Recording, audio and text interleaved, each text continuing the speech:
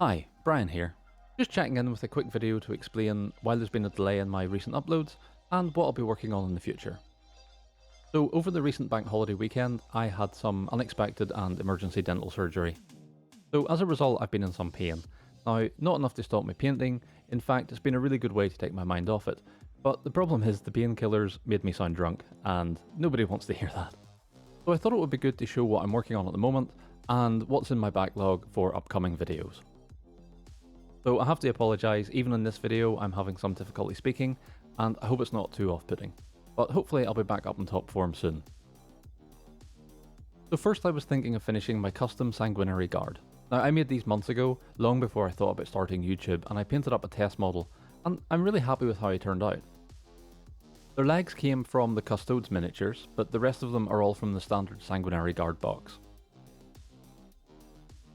It's a really easy conversion, and in fact, these guys were my first attempts at doing a modified miniature ever, so it's definitely worth checking out. I'll post a link in the description below. Next up are my custom Vanguard Veterans. So these guys are a mix of Primaris and Firstborn torsos, and some parts from third-party vendors. For example, these Primaris-sized lightning claws that a friend made me from his 3D printer. This conversion takes a little bit longer, and you will need a few more tools, especially because you need to use some milliput if you want to keep those straps on the chest plates. But to save money and time, for the second squad I just used standard Primaris torsos. I still think they look really good. I found the guide for these on YouTube on a channel called The Cocked Dice, and once again I'll make sure that's in the description below. I'm also making a Primaris Death Company, kit bashing some leftover parts and some 3D printed materials. Now painting black can be tough, it can also be easy, but in order to make it stand out, I think I've got a good recipe that's pretty easy and should make it a little bit more interesting than just flat black. A little bit more experimentation to go yet, but I think it would make a reasonably interesting video. So I also have a lot of miniatures that haven't even been built yet. For example, I've got this chaplain on a motorcycle.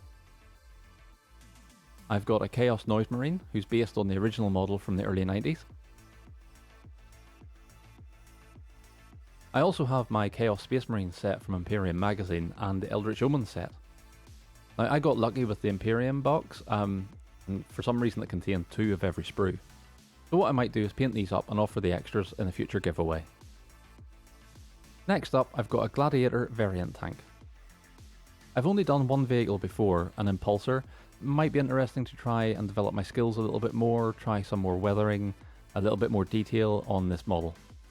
Now I've magnetised this so I can swap in any weapons I like, and I can go over how I did that whenever I make that video if anyone's interested. And now for something a little different. I've also been getting into Star Wars Legion. I picked up a special promotion which was running on May the 4th. This got me the base game and I think a 1500 point Rebel Alliance army. The minis have some really good detail, but they're made with a soft plastic, which is very different to the Citadel products. As a result, some of the models are assembled in strange places, so there's quite a few gaps and seams, which leaves a little bit to be desired. I've even found removing the mould lines a little bit difficult. So I think it's related to the soft plastic. Whenever you try and take the mould lines out of the way, I find the seams actually bend or go flat, and then they show up again whenever you prime the model, just like it has here. It's a little bit annoying, it's happened quite a lot with these models and I'm just going to have to live with it. Not to worry though, these are for gaming with and they're not for display. I think these will make a nice little break from painting the grim dark style of Warhammer 40,000. And last but not least, I have this very special vintage Rogue Trader Mark II Space Marine bike. So a friend sent me this. He didn't have the original rider, but I managed to get hold of this guy. Now he doesn't quite fit, I think he was originally meant for the jet bike, so I might hold off on this until I can get a proper rider. I just hope one appears on eBay soon. So that's it for my current backlog.